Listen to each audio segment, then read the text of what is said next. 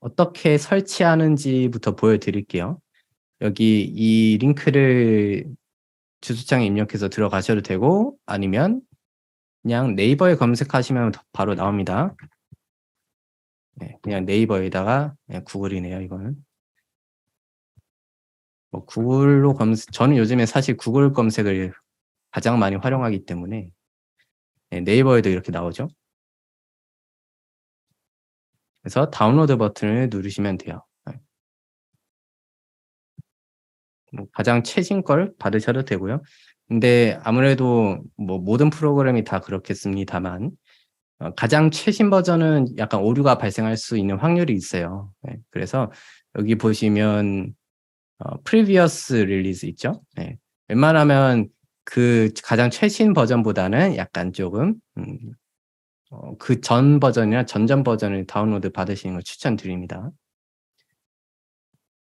그래서 이걸 일단 설치하시면 제가 그 안키 화면을 보여드릴게요. 자, 그러면 이렇게 그 안키 프로그램을 처음 실행했을 때 볼 수 있는 화면이 뜹니다.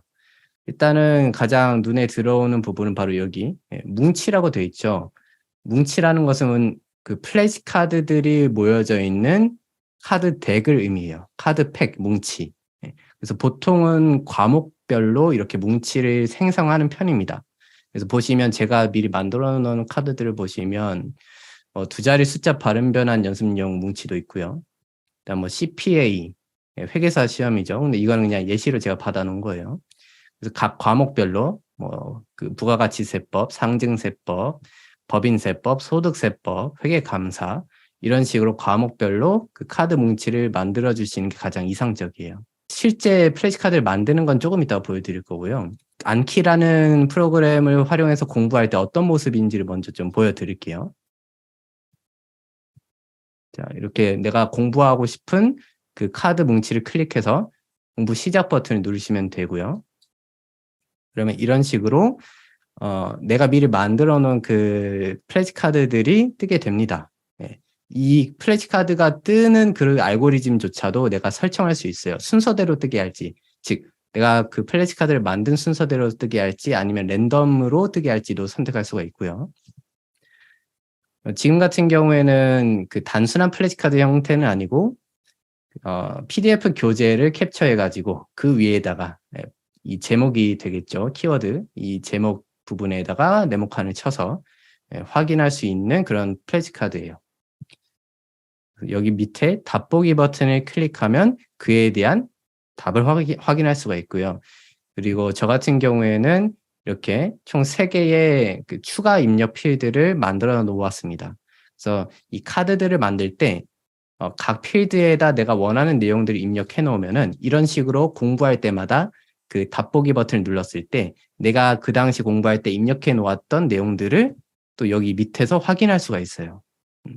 그래서 내가 그 안키 카드를 만들면서 이 내용에 대한 관련 개념은 무엇인지도 써 놓고 그다음에 내가 이 내용을 어떤 식으로 논리적 학습을 했는지 어떻게 이해했는지를 또 써 놓을 수도 있겠죠.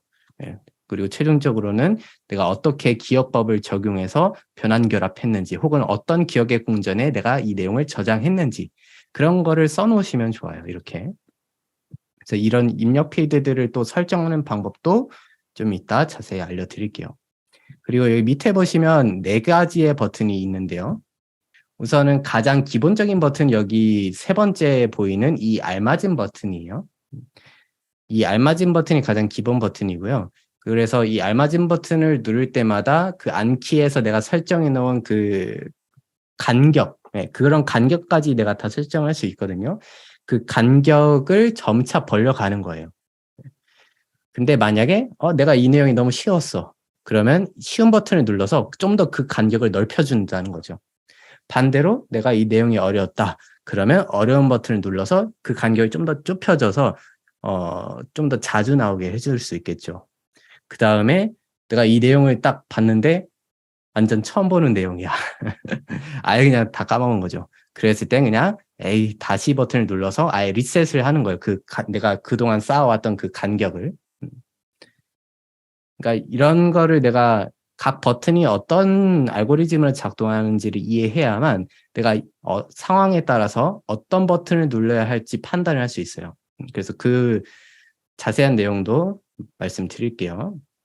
그리고 여기 오른쪽에 보시면 얼굴 영상, 동그라미 여기 오른쪽에 있죠. 타이머가 있습니다. 타이머. 저는 1분으로 설정해 놨어요. 즉, 이 카드가 딱 떴을 때 1분 안에 인출을 해내야 돼요. 그렇게 설정해 놓은 거예요. 그래서 만약에 1분 안에 인출을 못 해냈으면 어려운 버튼 혹은 다시 버튼을 눌러야겠죠. 반대로 1분 안에 인출에 성공했으면 알맞은 버튼. 또 너무 내가 일찍 답을 다 찾아내 버렸어요. 너무 쉬워서.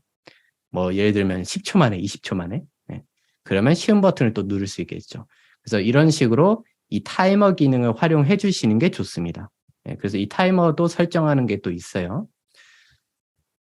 뭐 일단 기본적으로 안키를 가지고 공부를 하실 때 딱 보게 되는 그 화면이 기본적인 설명을 드렸고요. 일단 여기까지는 이해가 되시죠? 그래서 원래는 가장 기본적인 안키 그 플래시카드의 형태라고 한다면 이런 식이에요. 여기 윗부분에 질문이 들어가죠. 그러니까 플래시카드의 앞면에 해당하는 거예요. 이 윗부분에 질문이 들어가고 그 밑에 부분에 그에 대한 정답을 확인할 수 있는 내용이 들어가는 거죠. 그래서 내가 그 플래시카드가 딱 떴을 때 답보기 버튼을 누르지 않으면 이 질문만 보이는 거예요. 여기만. 그 다음에 답보기 버튼을 클릭해야 이 밑에 있는 내용, 답들이 보이겠죠. 참고로 이 카드들은 그 미국 의사 면허 시험 전용 안키 덱을 파는 사이트의 샘플 카드들이에요.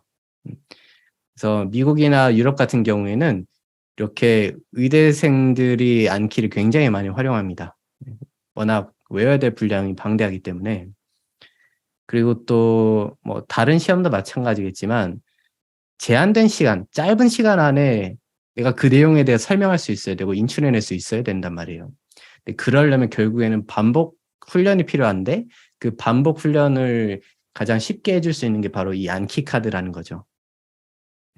우리가 만약에 공부를 할 때 단순하게 그냥 기억법만 적용했다고 쳐볼게요. 뭐 기억의 궁전에 내가 공부할 내용들을 집어넣었어요.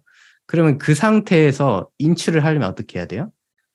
내가 이 내용을 어디다 넣었는지 먼저 찾아야 되겠죠. 기억 궁전 어디에 내가 저장했는지 찾고 거기서 어떤 이미지가 있었고 그 이미지들을 토대로 다시 그 문장으로 내가 디코딩을 해내야 돼요. 설명을 하기 위해서, 인출하기 위해서. 이런 시간이 걸린단 말이에요. 일반적으로 복습이 없으면, 반복 훈련이 없으면.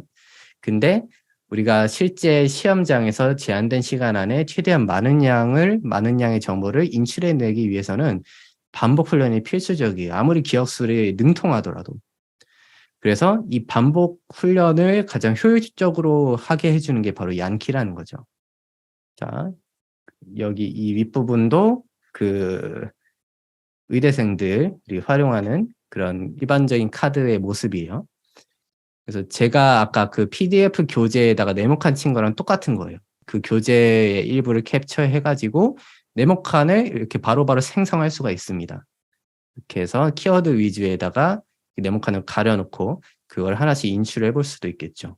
그리고 아까 말씀드렸다시피 단순하게 답만 확인하는 것이 아니라 그 답을 확인했을 때 내가 이 내용을 어떻게 이해했고 어떻게 기억했는지 또 관련 개념은 무엇인지 그런 추가적인 정보들, 내용들을 또 같이 저장할 수가 있어요. 그래서 굉장히 좋아요. 이런 경우가 또 있을 수 있을 것 같아요. 갑자기 생각이 난 건데 만약에 내가 공부한 내용을 처음 공부했을 당시에 변환결합까지 하고 또 기억의 궁전에다가도 저장을 했어요. 예를 들어서. 그래서 나중에 복습을 해보니까 아예 기억이 안 나는 거예요. 자, 그럼 이때 만약에 내가 안키를 활용하지 않는다고 치면은 혹은 내가 노트에다가 적어놓지 않는다면 그러면은 아예 그냥 날아가 버리는 거죠. 내가 그 공부했던 내용 자체가 그리고 또 어떻게 기억수를 적용했는지도 다 날아가 버리는 거예요. 그런데 이런 안키와 같은 프로그램을 활용해서 그 내용별로 그 어떤 식으로 기억했고 어떤 기억의 궁전에 저장했는지를 적어 놓는다면 그 내가 어떻게 기억법 적용했는지를 잊어버린다 할지라도 이 당시에 내가 이런 식으로 기억법을 적용하고 이 기억의 궁전에 저장을 했구나라는 걸 확인할 수 있죠. 자, 그렇게 되면 뭐가 돼요? 단순하게 그걸 다시 그냥 확인하는 것도 물론 의미가 있겠지만 그거보다도 그러면 내가 왜 이게 기억이 안 났을까를 분석할 수 있다는 거예요. 내가 이 당시에 이런 식으로 변환하고 이렇게 결합을 했더니 아예 기억이 안 났다. 아, 그러면 뭐 변환할 때 좀 너무 추상적이었나? 아니면 결합할 때 이 부분이 좀 뭔가 연관성이 없었는지 이런 것들을 분석하고 피드백을 얻을 수가 있는 거예요. 아, 내가 이때 당시에는 아, 이런 식으로 했구나. 이렇게 하면 안 됐었는데. 예, 그러면서 고칠 수가 있는 거죠. 이게 바로 메타인지죠. 이러면서 그런 기업법의 실력도 향상을 시킬 수가 있고, 또 이렇게 안키 카드에 저장을 해놓게 되면 내가 그때 어떤 식으로 기억했는지를 확인할 수 있다 보니까 좀 더 기억법 자체 실력을 향상시키는 데도 도움이 많이 될 수 있어요.